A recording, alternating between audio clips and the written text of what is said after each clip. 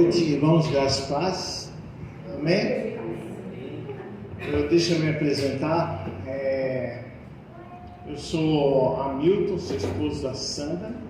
Eu sou pastor auxiliar na comunidade Batista da Fé. Então, lá eu ajudo com o louvor das crianças, louvor domingo à noite e também com a pregação e ensino da palavra. E hoje eu gostaria de trabalhar, de ensinar para vocês. Eu queria saber quem tem Bíblia. Levanta a mão aí. Só uma irmã, duas. Você tem também? Você tem Bíblia? Tem. Então, irmãos, é muito importante que os servos de Deus, aqueles que querem seguir Jesus, tenham um livro, a Bíblia, né? Eu tenho estudado a Bíblia há muitos anos. Também eu tenho descoberto que... Eu vou tirar o microfone que eu vou falar assim. Eu tenho descoberto que muitas vezes os cristãos, eles têm uma Bíblia, né, e não usam ela, não trazem tudo. Eu quero incentivar você a ter Bíblias. Eu gosto muito dessa disciplina, estudei no seminário, e uma disciplina chamada Bibliologia. Então hoje eu tenho uma coleção de Bíblias. Eu consigo indicar para as pessoas, qual é a Bíblia que eu compro? Eu consigo indicar mais ou menos, dentro do perfil da pessoa, qual é a melhor Bíblia que seria mais fácil para a gente utilizar. Então, eu até quero falar para vocês, nós vamos ter um data show, mas eu vou ler alguns versículos. Quero que ninguém converse, levante, as crianças também permaneçam em silêncio para escutar a palavra. E eu vou trazer um sermão para vocês, que é um sermão expositivo. O que é um sermão expositivo? Sermão expositivo é um sermão que a gente lê o texto, depois a gente explica o texto, depois a gente aplica o texto. Ler, explicar e aplicar. As quatro máximas do sermão expositivo. Já quero dizer aqui, quero convidar toda a igreja, nós vamos fazer daqui uns tempos um workshop lá na comunidade Batista da Fé, para quem quer aprender um instrumento musical. Então, nós vamos ter 1 ou 2 workshops no sábado. Quero convidar a entrada gratuita para todo aquele que queira aprender a ler cifras musicais, né? Queira aprender um instrumento como violão, teclado, baixo ou outro instrumento, né? Daqui os irmãos vão ser lá na igreja. Eu vou convidar os irmãos. Aqueles irmãos que têm Bíblia, eu até ia dizer, sempre do lado de alguém que tem Bíblia, mas temos só umas 3 Bíblias, mas eu peço que você, se possível, abra aquele que der a Bíblia, abra sua Bíblia em João capítulo 6. E eu sei que muita gente tem Bíblia no celular, né? Também. Eu gosto muito da Bíblia no celular, é muito prático. Eu tenho um amigo lá em Blumenau, um presbítero José, lá em Curitiba, aliás. Ele é paraplégico, então ele é muito difícil para ele virar as páginas. Então ele usa a Bíblia no celular. Ele sabe, a Bíblia no celular é a melhor coisa que ele tem para mim. Para ele que é paraplégico, tem dificuldades. Mas para a maioria dos cristãos, eu quero falar para vocês: olha, tem uma Bíblia física, em papel. Papel. Por quê? A Bíblia no papel, ela tem uma função mnemônica e memorização. Você aprende, você memoriza quando você lê, você sublinha, faz um coração, faz uma nuvenzinha, faz um raiozinho, faz um quadradinho ao redor do versículo, porque cada vez que você volta naquele versículo, na Bíblia, papel, que você tem sublinhado, você vai lembrar, lembrei desse texto que o pastor, o irmão, a irmã pregaram aqui para nós. Então, eu quero, em nome de Jesus, quero trazer uma palavra no Evangelho de João, capítulo 6, amados. E eu sei que alguns que não têm Bíblia não têm como conferir. Lá em Atos, capítulo 17, 10, Paulo fala dos bereanos, que era um grupo que existia naquela época, lá na região, E os bereanos, eles eram mais nobres, diz a Bíblia, que todos os outros, porque eles iam na Bíblia, eles iam no texto, né, naquela época não tinha a Bíblia, mas tinha os pergaminhos, né? Aí eles iam no texto conferir se era assim mesmo como Paulo estava falando. E eles foram considerados mais nobres que todos, porque tinham como conferir. E se você não tem uma Bíblia, peça para o pastor. O pastor vai até a Sociedade Bíblica ali em Curitiba, compra uma caixa de Bíblia Nova Almeida atualizada, NAA, compra uma caixa, traz a preço de banana para vocês, tá? Todo mundo precisa ter uma Bíblia para poder conferir na Bíblia, tá? Mas nós vamos tentar fazer hoje sem Bíblia, mas prestem bem atenção, olha o que o texto diz, acompanhe aí na sua Bíblia. Depois dessas coisas, atravessou Jesus o mar da Galiléia, que é o de Tiberíades. Seguia a numerosa multidão, porque tinham visto os sinais que ele fazia na cura dos enfermos. Então, Jesus subiu ao monte e assentou-se ali com os seus discípulos. Ora, a Páscoa, a festa dos judeus, estava próxima. Então, Jesus, erguendo os olhos e vendo que grande multidão vinha ter com ele, disse a Filipe: onde compraremos pães para lhe dar de comer? Versículo 6. Mas dizia isso para o experimentar, vale essa palavra, porque ele bem sabia o que estava para fazer. Respondeu-lhe Filipe, um dos discípulos. Respondeu-lhe Filipe: não bastariam 200 denários de pão para receber cada um o seu pedaço. Um dos seus discípulos, outro discípulo, né, chamado André, estava ali, irmão de Simão Pedro, informou a Jesus: está ali um rapaz que tem 5 pães e 2 peixinhos, mas isso que é para tanta gente? Disse Jesus: fazei o povo assentar-se, pois ali naquele lugar muita relva, né? Assentaram-se, pois, os homens em número de quase 5.000. Então Jesus tomou os pães e, tendo dado graças, distribuiu entre eles e também igualmente os peixes quanto queriam. E quando já estavam fartos, Jesus disse aos seus discípulos: recolhei os pedaços que sobraram, para que nada se perca. E assim fizeram e encheram 12 cestos de pedaços de 5 pães de cevada que sobraram ao que haviam comido. Amém?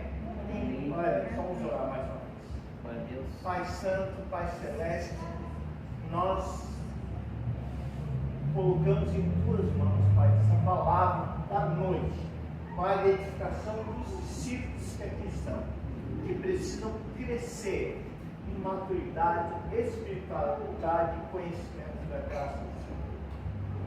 Senhor, faz a tua obra essa aqui, em nome de Jesus. Amém. Deixa a Bíblia aberta em João 6, nós vamos passear para alguns versículos. Esse texto, ele é um texto, como vários textos que tem na Bíblia, é um texto que fala aos discípulos. Quem é discípulo de Jesus? Discípulo de Jesus é todo aquele que decidiu seguir o Mestre.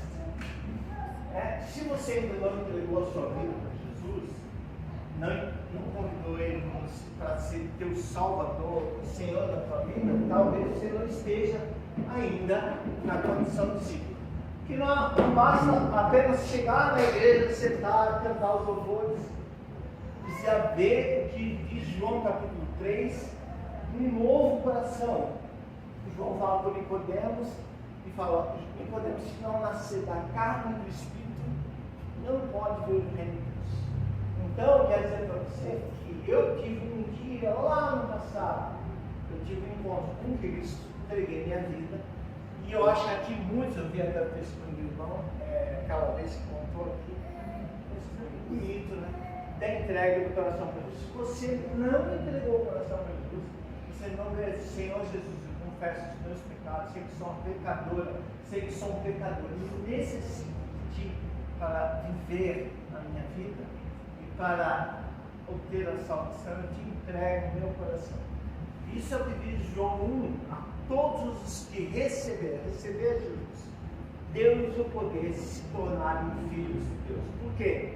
Todo mundo acha que é filho de Deus, né? Mas não. O seu marido que não é convertido não é filho de Deus. O seu filho que não é convertido não é filho de Deus. Filho de Deus, todo aquele que confessar a Jesus como Salvador do Senhor, que crê e entregar a vida.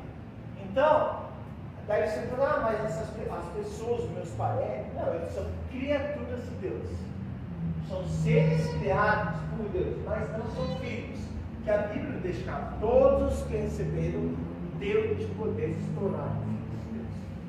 Então, esse texto ele vai falar com você que já é convertido, que é discípulo de Jesus, que está na estrada do Evangelho, e às vezes você tem algumas perguntas. E o tema do meu sermão coloquei hoje lá no WhatsApp, o tema do meu sermão é por que Deus permite que problemas aparentemente insolúveis venham avassalar, venham a captar, né? Os discípulos seus, venham a amarrar os seus discípulos, né? Isso é verdade, ali havia um problema. Qual que era o problema? Tinha 5.000 pessoas de acordo com o texto, mas nós sabemos que tinha muito mais. Por quê? Porque as mulheres naquela época, nessa época de Jesus, não eram contadas, apenas eram contados os homens, que era um sistema machista, judaico, né? Então contavam 5.000 homens. Mas se nós formos colocar mulheres e crianças, deveria ter em torno de 7 ou 8 mil pessoas reunidas ali para escutar a palavra de Deus.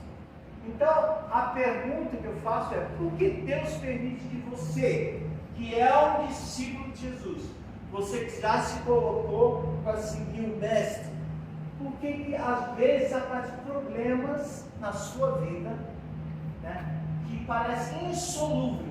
Problemas que, tipo esses 8.000 pessoas que estariam ali, e até fome, até necessidade. Por que Deus permite isso? Por que o Senhor permite isso? Então, eu quero falar ao seu coração, se você é um discípulo de Jesus, né? Quero falar ao seu coração essa noite, em nome de Jesus. O que o Senhor fala é qual? A primeira resposta à pergunta, por que Deus permite que os problemas venham na vida de um discípulo, problemas aparentemente insolúveis? Bom, quero dizer para vocês que a resposta, olha lá no versículo 5. Versículo 5. Então Jesus, erguendo os olhos e vendo que grande multidão vinha ter com ele. Primeira resposta: o Senhor quer que os seus discípulos entendam que antes de um problema, qual é o seu problema financeiro? É o seu problema relacional, problema em casa, com o marido, com os filhos, com a esposa. Qual é o problema? Você tem problema no emprego, com o seu chefe, com a sua sogra, com o seu sogro, com o seu irmão, com a sua irmã, com o seu marido, com a sua esposa. Deus fala para o seu nome. E esse versículo 5 diz que então Jesus, erguendo os olhos, viu. Antes mesmo dos discípulos, dos 12 que estavam ali, arrumando as barracas, as coisas, fazendo uma volta, assim, uma corrente humana, porque senão todo mundo ia atacar Jesus e querer tocar Jesus. Antes mesmo desses discípulos notarem que haveria um problema na vida deles, né? O problema da fome, o problema da escassez de recursos, Jesus já ergueu os olhos e viu que a multidão está vindo. Isso me lembra um salmo muito famoso, talvez você possa abrir rapidamente lá, no Salmo 139. Fala de uma dinâmica de um Deus soberano. Soberania é uma doutrina bíblica que fala que Deus tem tudo em suas mãos e Ele enxerga todas as coisas. Ele é onipotente, onisciente. Salmo 139, eu vou ler aqui só o versículo 1 e 2 e o 7. Senhor, Tu me sondas e me conheces. sabe quando me assento e quando me levanto, e de longe penetra os meus pensamentos. Versículo 7. Para onde me ausentarei do teu espírito? Para onde fugirei da tua face? 8. Se subo lá nos céus, o Senhor está lá. Se faço a minha cama no mais profundo abismo, o Senhor também está. O salmista, ele está revelando aqui para nós que somos discípulos, que Deus é um Deus que nos conhece profundamente, que nos vê, que vê os problemas, inclusive o problema que você está hoje. Eu queria tanto que Deus resolveu esse problema. Deus já viu, Deus já viu os olhos, Deus já sabe do seu problema, e mesmo aqueles, talvez que mas não temos problema, mas Ele já enxerga além. Amém. Amém, querido? A primeira resposta a essa pergunta, por que Deus permite o problema aparentemente absoluto, é para nos mostrar que Ele enxerga o seu problema.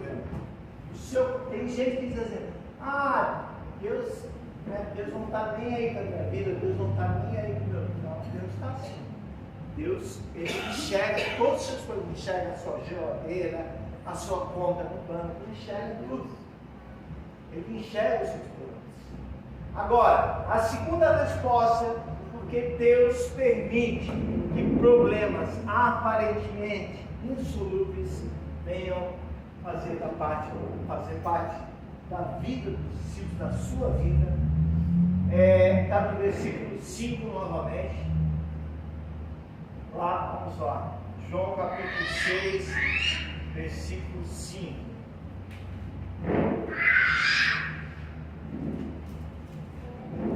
Diz assim: Então Jesus ergueu os olhos e vendo que grande multidão vinha ter com ele, disse a Filipe: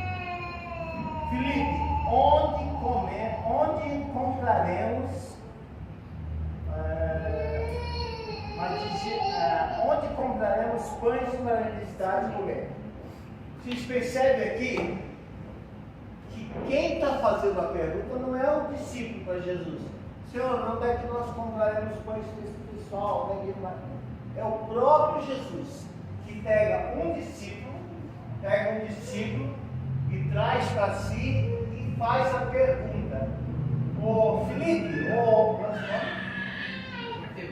Mateus, seu nome? Marcos, como é que a gente vai resolver essa situação que você está passando? Jesus faz isso com Filipe. Onde compraremos pães para lhe dar? Não é Filipe que pergunta, é o próprio Jesus que faz essa pergunta. Ele faz a pergunta para o discípulo e a resposta do discípulo está no versículo 7. Diz assim: Respondeu-lhe Filipe: não bastariam 200 denários de pão para cada um receber o seu pedaço. O que é 200 denários? Talvez você dê uma Bíblia aí. 200 denário era uma moeda da época de Jesus. Denário é uma moeda da época de Jesus que servia como salário de um dia de trabalho. O trabalhador ia lá, capinava, roçava, dava, e no final do dia ele ganhava um denário. O que o Filipe estava falando para Jesus a resposta do Senhor foi, a pergunta do Senhor foi: Filipe, como é que nós vamos resolver essa situação? 7.000 pessoas, qual é a sua solução? Aí o Filipe respondeu: Senhor, não bastariam 200 denários, 200 salários de um dia, é muita coisa. 200, aquele que você pensou, o seu dinheiro, dá a conta lá do seu salário, dividir em 30 dias, tira um, era o que Jesus está dizendo, não bastaria esse salário diário 200 vezes multiplicado, ainda se nós não temos qualidade alimentar, muita gente. E olha, por que o Senhor faz isso com o Filipe? Por que o Senhor faz isso conosco? Ele pergunta a você, qual é a solução? A luz da lanterna da senhora está ligada. Ele faz isso porque Ele quer que nós expressemos a nossa confissão de fé. Você sabe o que é uma confissão de fé?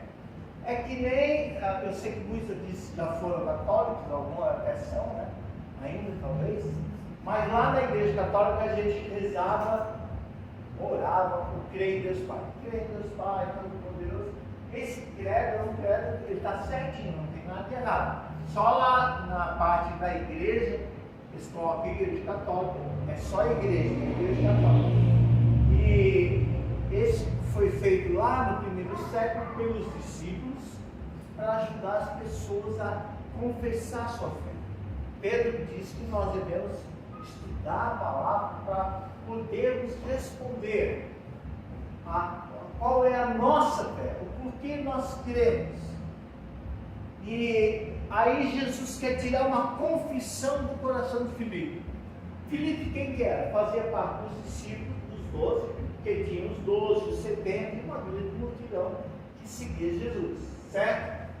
Então, o Filipe, fazendo parte dos 12 discípulos, Jesus tinha que trabalhar a alma dele dos outros discípulos que estavam ali, antes de trabalhar com o povo, antes de pregar com o povo, trabalhar com eles. Filipe, onde nós compramos? O senhor não bastaria 200 salários de um dia para alimentar esse povo? O que Jesus queria?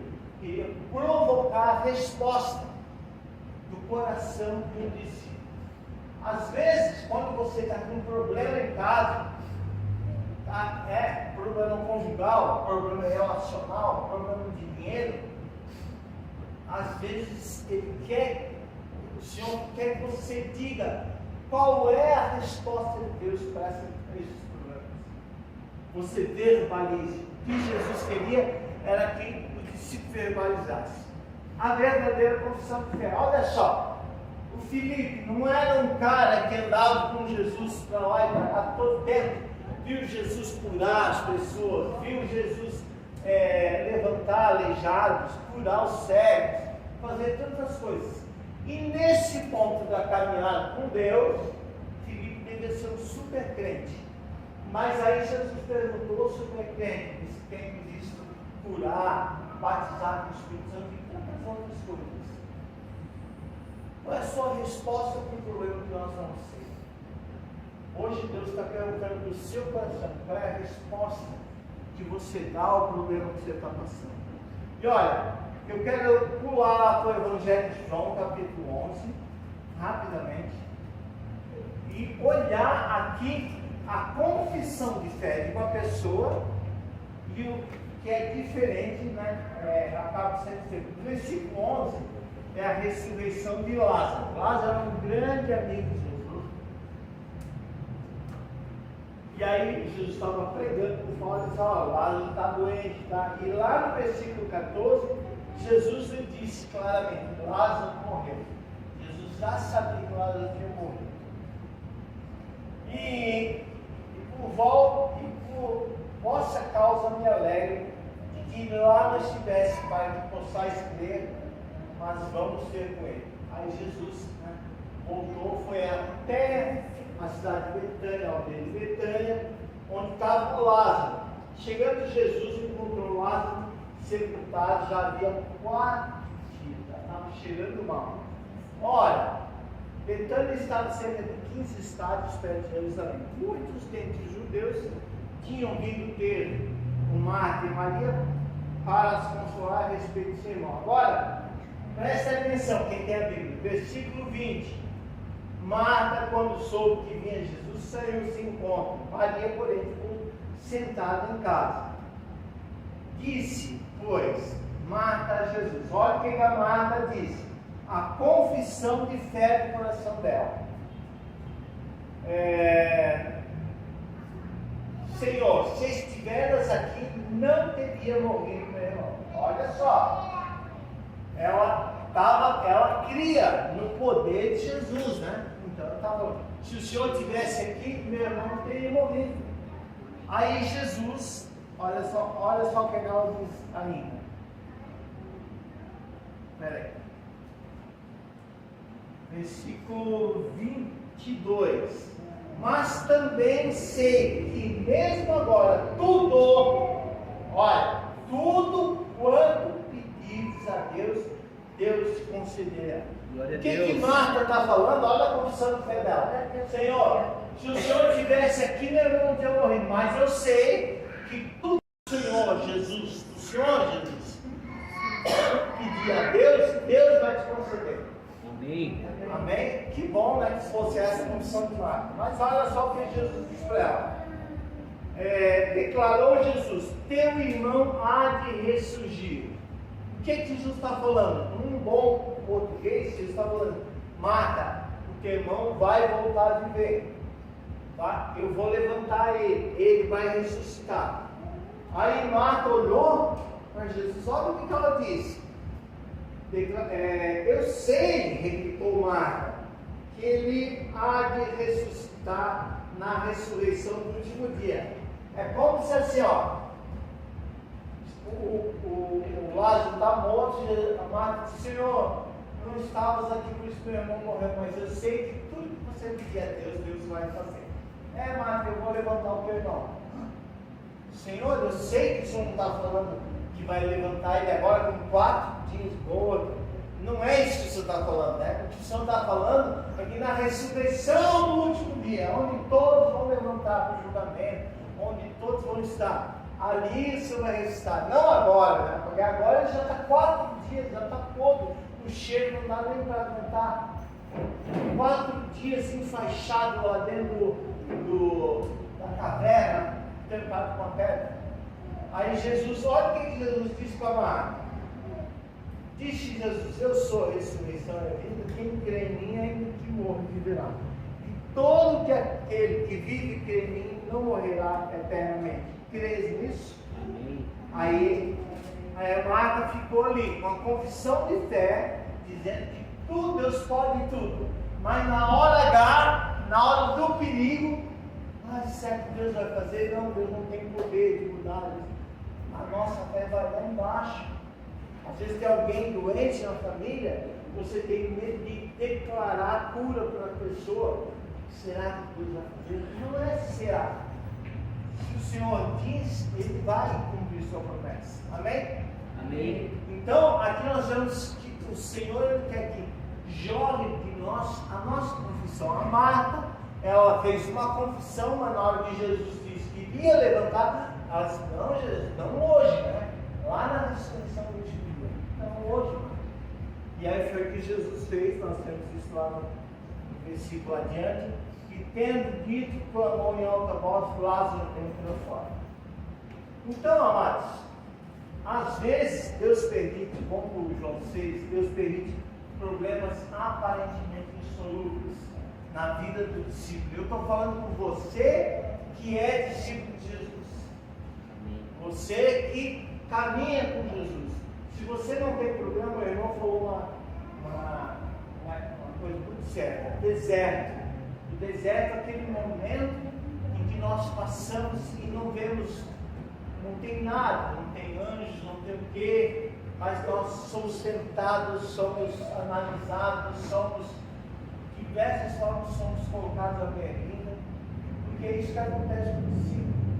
O Senhor quer ouvir da sua boca se Deus é poderoso mesmo e Ele vai fazer, ou se você, na hora H do seu problema, você recua: eu não sei, eu acho que não. Declare vitória, declare a palavra de Deus. Amém, glória a Deus. Essa é a segunda resposta à pergunta: por que Deus permite que os seus discípulos tenham problemas avassalantes na sua vida. A terceira resposta, esse versículo eu até pedi para vocês guardarem. Olha lá, capítulo 6, versículo 6. Alguém lê para mim bem alto aí. Mas dizia isso para pôr a prova, porque ele bem sabia o que ia fazer. Exato, para pôr a prova. Deixa eu ver se eu quero saber. Essa é a linguagem que King James. Então, ele queria, mas dizia isso para o experimentar. Fala, experimentar. Experimentar. Então, o que Jesus queria com o Filipe? Ele queria experimentar o Filipe. E Deus permite problema na sua vida, sabe por quê? Ele quer te experimentar. O que é experimentar, gente? Vamos olhar para cá, todo mundo, sem conversa. Experimentar é sair da teoria do Evangelho para a prática do Evangelho. Nós temos a teoria do Evangelho. Se você é cristão, você deve ter um livro em casa, você deve escutar pregações no YouTube, deve escutar várias ministrações, você tem muita teoria do que Deus faz. Você até, puxa, esse pregador aqui do YouTube é fantástico. Sandra, dá mais uma linha para mim. Então você, às vezes, eu sou professor da escola bíblica dominical. Lá a gente tem uma revistinha todo domingo de manhã, às 9 horas, e a gente aprende na escola bíblica, um modelo antigo de igreja, que é um culto à noite, escola bíblica de manhã. E ali nós temos muita teoria do Evangelho. Tudo que é falado ali é sério, mas é teoria.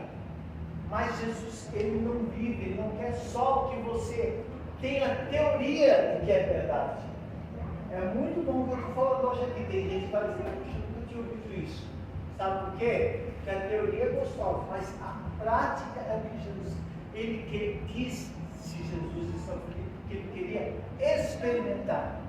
E ele quer te experimentar, ele quer trabalhar na sua vida para saber o que você vai fazer na hora que a corda apertar do seu lado. Amém. É isso aí, é esse versículo. É a teoria versus a prática. O Senhor quer experimentar. A quarta resposta à pergunta, por que o Senhor permite que os seus discípulos, eu estou falando com vocês, são discípulos, tenham problemas aparentemente insolúveis? A resposta está no versículo 9. Vamos lá, quem pode ler para mim? Está aqui um rapaz que tem 5 pães de cevada e 2 peixinhos. Mas o que é isso para tanta gente? É verdade. Lá no versículo 8 diz que é um discípulo, é o André, irmão do Simão Pedro, que informou a Jesus. Jesus, tem um rapaz aí na multidão que chegou até aqui no cercadinho, porque naquela época, vocês imaginam, Jesus já era conhecido, ele precisava ter os 70 discípulos fazendo uma roda, uma cena, para ninguém avançar, e são as pessoas todo dia chegam até Jesus. Aquele rapaz, ele saiu lá do meio da multidão e ele pensou assim, estou vendo que eles estão querendo resolver um problema lá. Eu acho que é o problema da fome, mas eu vou contribuir com algo. E diz a Bíblia que o André fala assim, está aí um rapaz, nem nome ele tem, nem nome deram para ele. Um rapaz que tem 5 pães de cevada e 3 peixinhos. Daí eu pergunto para você, 2 peixinhos. Aí eu pergunto para você,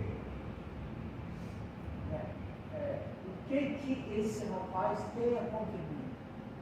Aí, olha só o que Jesus diz adiante. Jesus fala assim, mas isso é o que é para tanta gente? O André fala, disse Jesus, fazei o povo sentar, e assentaram-se, pois os homens em número de quase 5 mil pessoas. Uma série de Jesus, é como se Jesus estivesse num canto, ali, se preparando para ministrar a vida dele. Jesus fala uma roda, aquele menino que não tem nem nome sai lá da multidão, chega até perto da barreira. Jesus, olha, eu queria falar com Jesus. Não, o que você quer? Não, eu tenho 5 pães e 2 peixinhos aqui, eu queria contribuir para o pessoal, os peixes estão assados, não tinha para comer, eu queria contribuir. Então não vale aí que eu vou falar com Jesus. Segura ele aí. Seguraram na barreira, foram ao pé de Jesus. Senhor, está aí um rapaz que tem 5 pães e 2 peixinhos, mas isso não quer para tanta gente. Aí o que Jesus faz com o discípulo André? Ele, André, você acha que esse moço não tem nada para contribuir? Traz esse moço aqui. Aí Jesus foi até, o moço foi até Jesus, está aqui Jesus, obrigado. Aí Jesus pegou, deu graças e distribuiu a todos quanto ele. O que Jesus estava falando? Ele está falando que às vezes aquelas pessoas que a gente menos se importa, que às vezes estão na igreja com a gente, Fala, Deus. no dia a dia, estão aqui, a gente, né, essas pessoas muitas vezes, que nós nem sabemos o nome, a situação, essas pessoas vão ser instrumento de Deus para o milagre na nossa vida. Assim como aquele rapaz. Talvez se tem alguém lá no serviço, que é uma crente na Assembleia de Deus, na quadrangular, de algum grupo pentecostal, e ela é meio barulhenta, e ela toda hora está cantando hino, mas não dá, não. Esse pessoal não me estuda, não. Você nem conversa com esse irmão. Um vizinho, uma vizinha que é cristão, que é cristã, e você nem se relaciona com ele. Mas essa pessoa que está no meio da multidão, que às vezes encosta em você, pode ser o instrumento que Deus vai usar para o milagre na sua vida. Olhe para as pessoas que tem aqui na igreja. Quais são as pessoas que você ainda não conversou? Né? Pessoas que um irmão, uma irmã, falar, uma senhora, um rapaz, um moço, uma moça, que deveriam estar se conversando e falando sobre os seus problemas. Às vezes Deus vai usar alguém que está aqui, que você nem sabe o nome dessa pessoa, para ser uma bênção, um milagre na sua vida. Amém? Amém. Essa é a quarta resposta. Né? Deus utiliza as pessoas que nós menos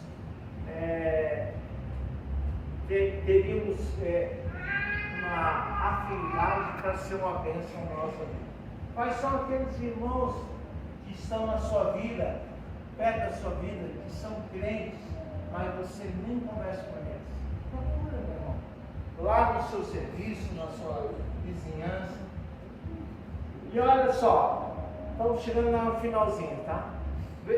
A outra resposta, por que o Senhor permite problemas aparentemente solutos, estão no versículo 12.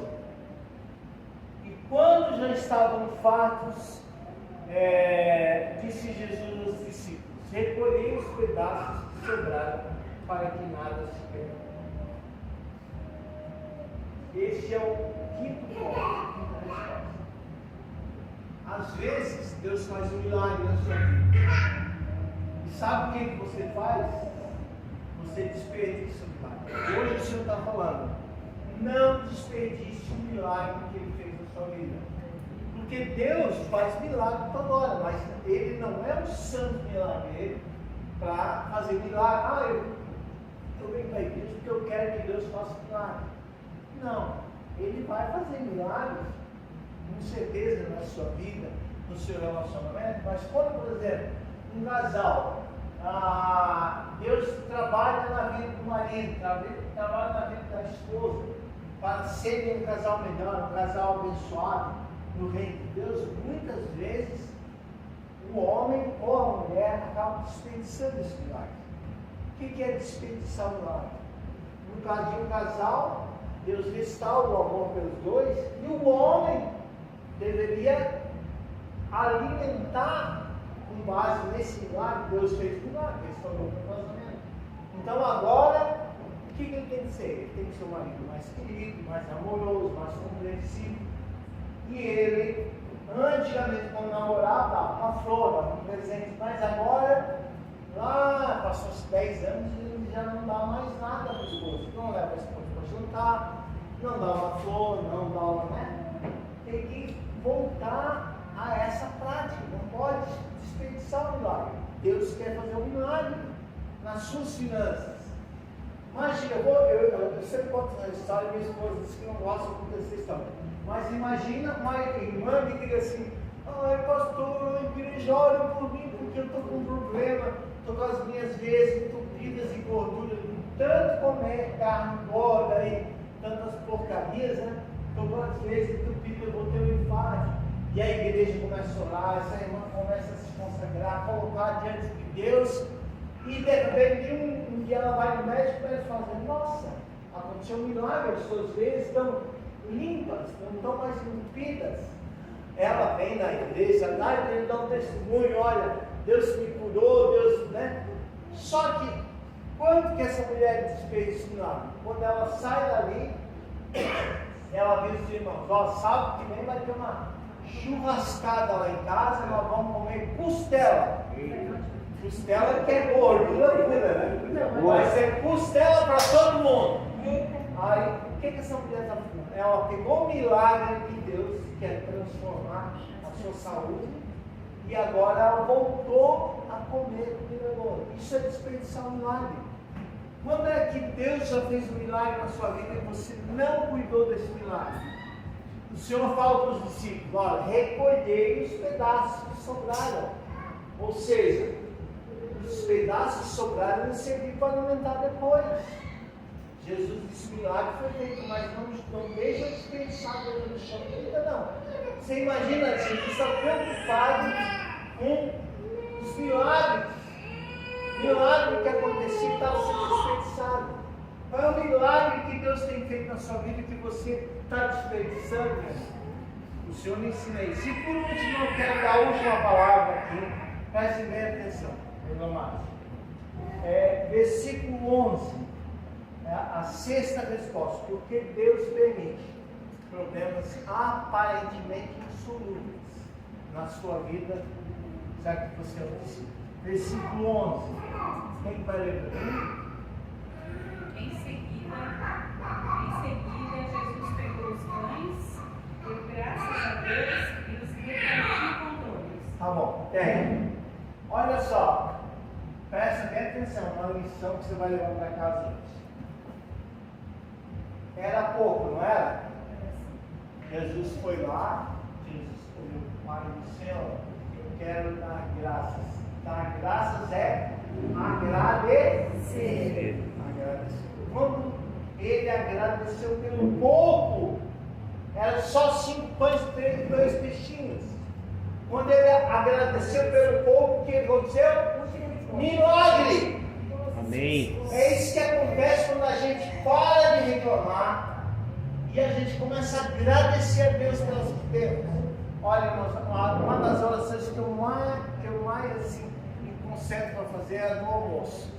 Onde a gente estiver, eu e minha esposa paramos, sempre no restaurante, em qualquer lugar, e a gente agradece. Senhor, eu sempre falo todo dia, Senhor, eu te agradeço, não café da manhã também, e Senhor, eu te agradeço pela provisão da nossa vida, porque nunca tem faltado pão na nossa mesa.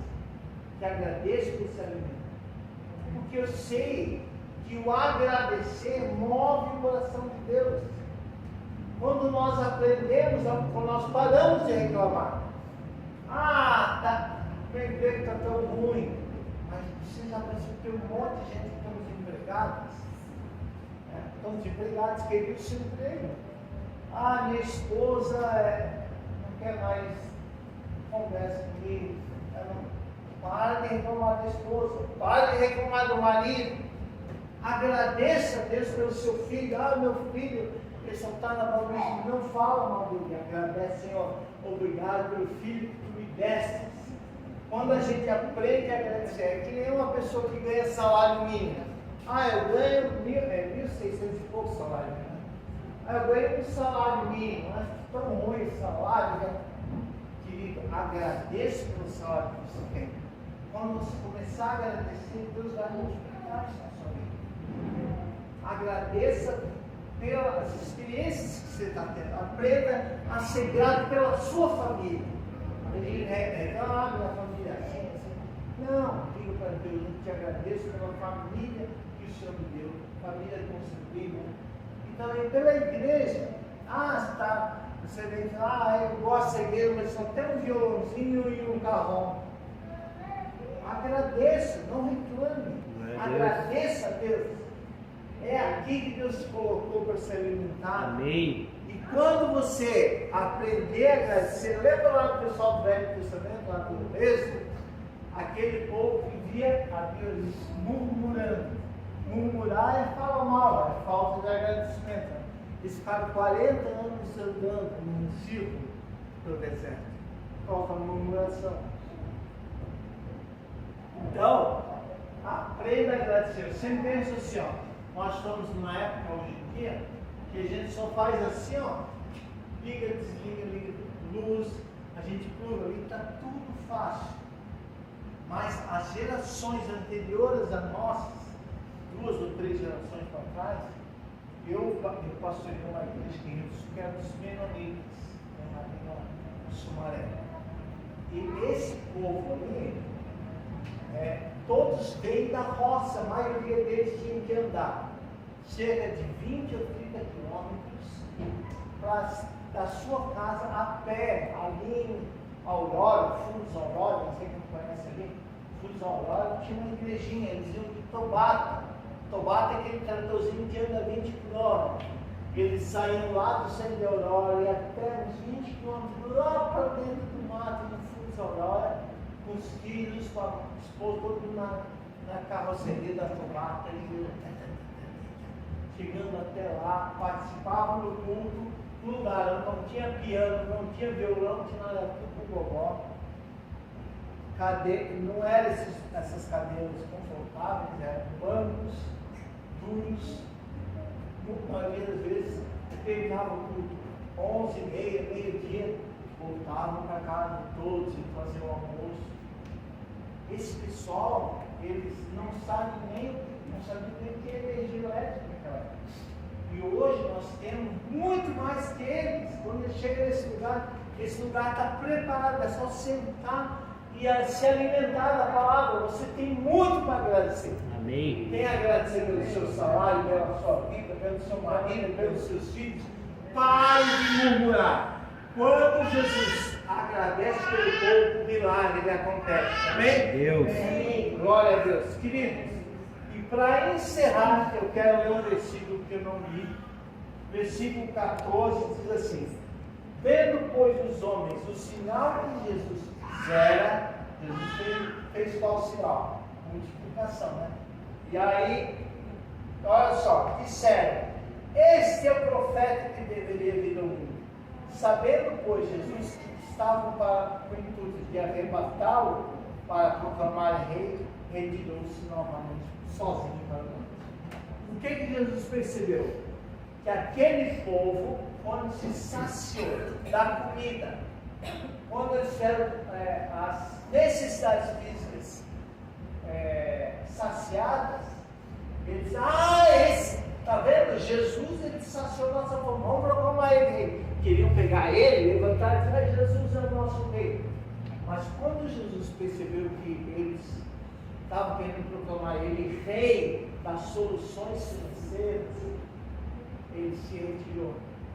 Aí eu quero dizer para você, essa é a diferença do evangelho puro para o evangelho de hoje em dia, do neopentecostalismo, de várias igrejas, o evangelho da prosperidade.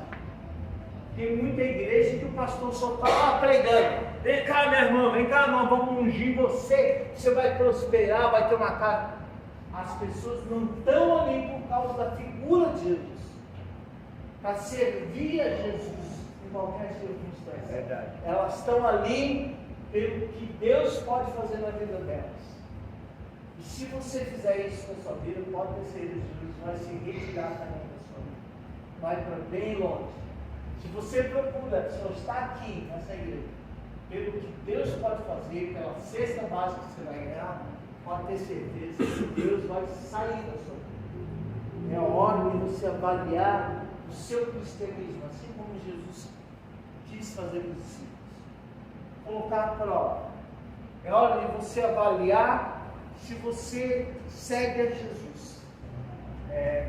Pelo prazer, porque Ele deu uma vida nova para você.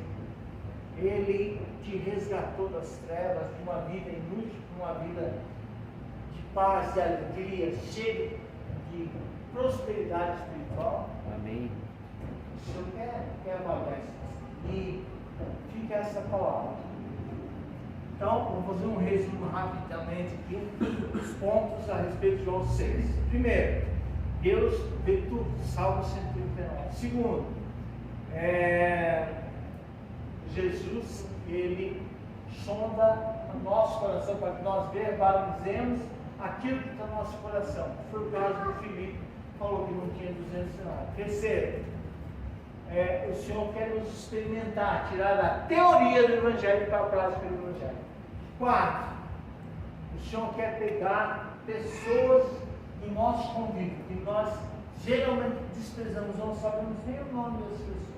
Ele quer usar como canal de bênção para as nossas vidas. 5, o Senhor quer nos ensinar a recolher os pedaços, a recolher as sobras do nosso milagre, para não desperdiçarmos. E por último, o Senhor nos ensina a ter um coração grato. Amém? Amém. Glória a Deus. Vamos orar, coloque-se em pé. Vamos orar.